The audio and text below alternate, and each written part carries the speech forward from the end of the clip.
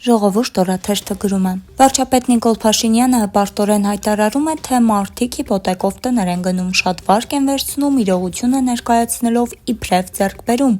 Իրականում այդ պատկերը մտահոգիչ է, ինչու, որովհետև Հայաստանում վիճակագրական կոմիտեի դեկտեմբերի տվյալներով տնային տնտեսություններին տրվող վարկերը ավելացել են սպառողական և հիպոթեկային վարկերի համապատասխանաբար 31,1%-ով և 26,3%-ով, այսինքն ստացվում է, որ բնակչության եկամուտները, աշխատավարձը, դրամական փոխանցումները և այլ իրական ունեցվածքը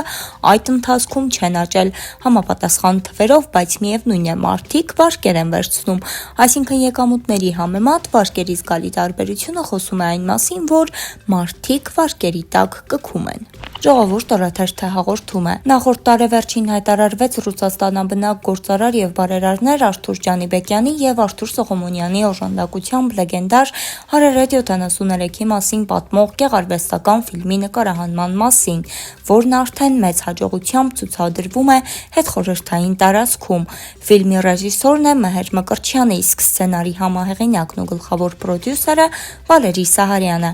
Առաջին հայացքից միայն գովեստի ու խրախուսանքի արժանի այս քայլը չգիտես ինչու հայաստանյան որոշ շրջանակների համար քննադատության է հանդիպել, իբրև թե ռուսական փափուկ ուժ է, քանզի ֆիլմում կա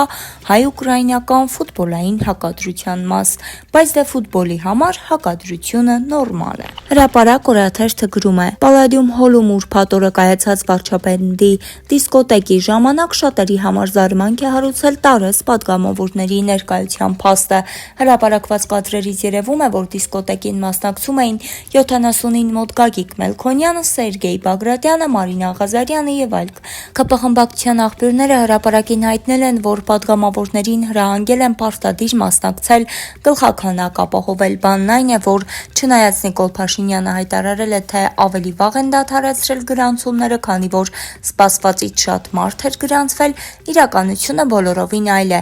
Միայն մի որոշ խմբի են թույլ տվել, որ գրանցվելու ընթացակարգով մասնակցի դիսկոտեկին, մեծ մասին իրենք են հրավիրել դրանք կամ ՔՊԱ-ական էին, կամ ՔՊ-ի աջակիցներ, իսկ երբ ուշացումով հասկացել են, որ մասսովկան քիչ է, կարգադրել են, որ պատգամավորները մասնակցեն, չնայած ոչ բոլոր պատգամավորներն են մասնակցել։